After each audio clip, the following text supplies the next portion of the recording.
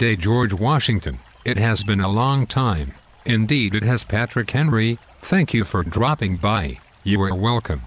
It's been some years now since the Constitutional Convention, and I was hoping to get some of your honest reflections, looking back on the Constitutional Convention and the other founding fathers. Well, I'll do my best for you, Patrick Henry. What did you have in mind? Well, George Washington. Most Americans recognize the names of our founding fathers: George Washington, James Madison, Thomas Jefferson. But I don't think many of them understand the United States Constitution that the Founding Fathers gave us. By George, I think you were right, Patrick. Of course, I haven't forgotten how you were such a bitter opponent of the U.S. Constitution. You didn't even show up at the Constitutional Convention. I smelled a rat, I think that is the way you put it. Yes, I did have some serious objections, George. Even today I have noticed that a lot of Americans tend to idolize the U.S. Constitution. They seem to be blinded by an unexamined American patriotism. I suppose you're right, Patrick. I have noticed that kind of American patriotism since the Constitutional Convention myself. Such American patriotism can be idolatrous. It is like the patriotism of the Jews who cried, "The temple, the temple, the temple," when God was about to destroy the temple because of their disobedience. I guess I never thought of it quite like that, Patrick Henry. Think about it, George. American patriotism is a powerful emotion that can sometimes overrule biblical truth. It takes a conscious effort to allow the Bible to judge our feelings of devotion to the Founding Fathers. Frankly, Patrick, I agree that many Americans don't understand the U.S. Constitution that the Founding Fathers gave them.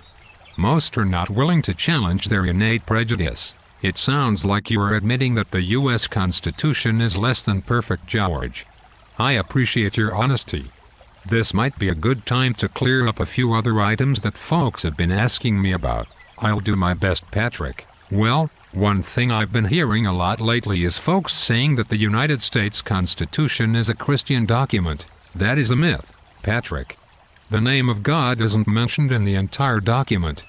The United States Constitution replaces the authority of God with that of we the people, and it denies the necessity of godly public officials. Again, I appreciate your honesty, George. Another thing I've been hearing is that the United States Constitution is based on the Bible, that you were using the Bible as your great political textbook at the Constitutional Convention. If that were true, you would see references to the Bible in our notes from the Constitutional Convention, but there are none. The main defense of the United States Constitution, the Federalist Papers, never mentions the Bible, but has nearly 30 references to pagan Greece and Rome. Thank you, George. On a more personal note, I have a lot of people asking me if you are an evangelical Christian, or not. That is a personal question, Patrick Henry, but my own pastor, Dr. Abercrombie, has stated that he does not think I am an evangelical Christian. I don't take communion, so I suppose he is right. I am a Freemason, Patrick, and no man can serve two masters. Thank you again for your honesty, George Washington. I suppose I'd best be getting along. I would like to stop by again sometime and learn more about the Constitutional Convention. Anytime, Patrick. In the meantime, you can always visit historymythbusters.wordpress.com for more information. In fact, just click on the link to the right. This site revisits anti-federalist objections to the U.S. Constitution raised by strong Christians such as yourself and Samuel Adams. I've been on that website, George. Yes, it is well worth a visit.